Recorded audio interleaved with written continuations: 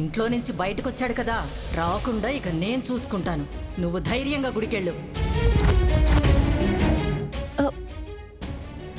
ఎవరు సార్ ఆ లేడీ? ఎవరో ఆ లేడీకి తనని చంపాల్సిన అవసరమేముంది? ఎవరో బాగా తెలిసిన వాళ్లే చేసినట్టు నాకు అనిపించిందమ్మా. అక్కడ దారి కాచి మరి అతని మీద అటాక్ చేశారంటే అతను అటుగా వస్తున్న విషయం వాళ్ళకి బాగా తెలుసు. తెలుసు అంటే తెలిసిన వాళ్ళై ఉంటారనే కదా అర్థం.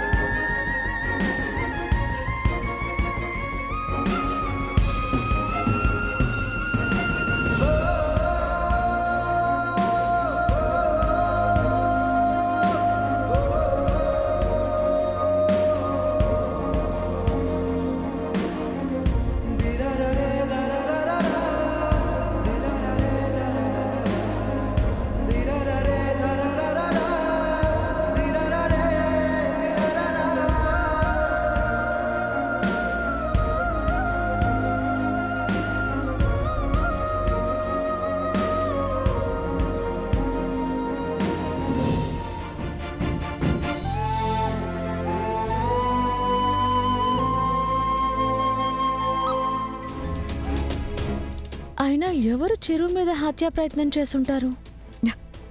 ఏం చెప్పారు? ఏం చేస్తున్నారు? అడ్డం లేకుండా చేస్తానని చెప్పాను కదా, అదే చేశాను. కాకపోతే తప్పించుకున్నాడు.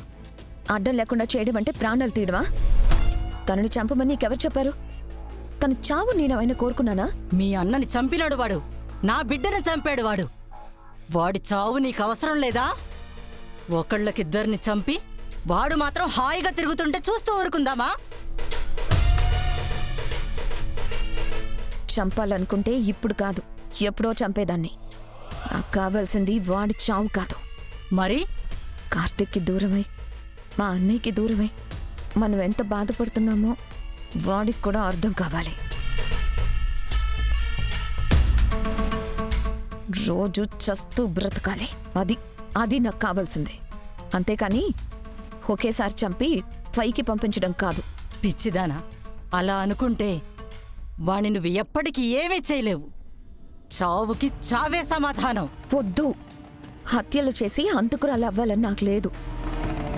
మన కుటుంబాలకు జరిగిన అన్యాయానికి న్యాయం చేయాలనుకుంటున్నాను.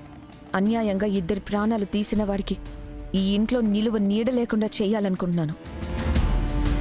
అంతేకాని ఒకేసారి ప్రాణాలు తీయాలనుకోవడం లేదు. అయినా వాడిని ఏమన్నా చేస్తే బాధపడేది నా చెల్లి. అయినా నువ్విలా చేస్తావని తెలుసుంటే చిరంజీవి బయటకు వచ్చే విషయం నీకు చెప్పేదాన్నే కాదు. నువ్వు చెప్పినా చెప్పకపోయినా వాణ్ణి చంపకుండా నేను వదిలిపెట్టను. ఏంటత్తయ్యా నువ్వు? నల్లపుసల కార్యక్రమానికి రాకుండా ఆపమంటే చంపడానికి ప్రయత్నిస్తావా? ఏమనుకున్నావు నువ్వు? నువ్వు ఇలాంటి పని చేస్తావని తెలుసుంటే అసలు నీతో చేతులు కలిపేదాన్నే కాదు. ఇప్పుడేంటే ఎన్నోసార్లు వాణ్ణి చంపాలని చూశాను. నువ్వు చెప్తేనే చేశానా? నా బిడ్డ చావుకు ప్రతీకారం ఎలా తీర్చుకోవాలో నాకు బాగా తెలుసు. వద్దత్తయ్య, చంపాలన్న ఆలోచనే మానేసే. ఏయ్, నేను మానను. నా బిడ్డ చావుకు ప్రతీకారం తీర్చుకోవలసిందే. వాడి చావు కళ్ళారా చూడాల్సిందే. అయితే ఇదే మీ నిర్ణయం అయితే ఇంకెప్పుడు నేను మీతో మాట్లాడను. ఏం దుర్గా, అత్తారింటికి వెళ్ళేసరికి నీ మనసు మారిపోయిందా, లేకపోతే మనిషివే మారిపోయావా? నేను ఇష్టం లేకుండా తలంచుకుని తాళి కట్టించుకున్నది అన్నయ్య కార్తిక్లా చావుకి ప్రతీకారం తీర్చుకోవడానికి. కానీ మనుషుల్ని చంపి కాదు, చావు విలువ తెలిసేలా చేయడానికి. మనుషులు దూరమైతే ఆ మనుషులు ఎంత బాధపడతారో ఆ బాధ వాడికి తెలియచేయడానికి.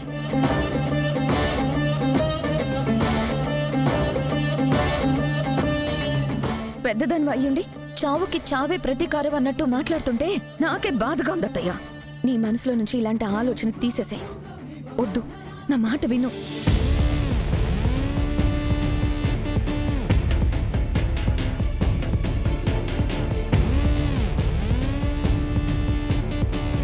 చావుకి సిద్ధంగా ఉన్నదాన్ని నేను చచ్చే లోపల వాడి చావు నా కళ్ళతో చూడందే వదిలిపెట్టను. నువ్వే కాదు, ఆ దేవుడు దిగొచ్చినా నేను ఎవ్వరి మాట వినను. అదే మీ నిర్ణయం అయితే నేను మీతో మాట్లాడడం ఇదే చివరిసారి. ఆ?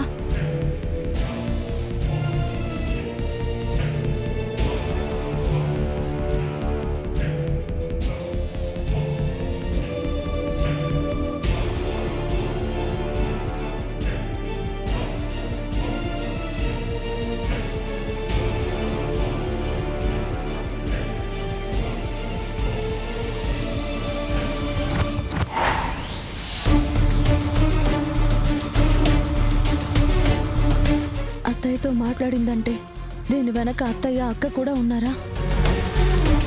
లేకపోతే ఇప్పుడు ఫోన్ చేయాల్సిన అవసరం ఏముంటుంది? వీళ్ళిద్దరూ మాట్లాడుకున్నారు అంటే ఖచ్చితంగా చిరంజీవి మీద అటాక్ గురించి అయి ఉంటుంది. అంటే చిరంజీవి మీద ఆ దాడి చేసింది అత్తయ్యేనా? అంటే అక్కకు కూడా ఈ విషయం ముందే తెలుసా? అనుమానమే లేదు, ఖచ్చితంగా తెలిసే ఉంటుంది. ఎవరో లేడీ చేశారు ఈ పనంటే అత్తయ్యేనా?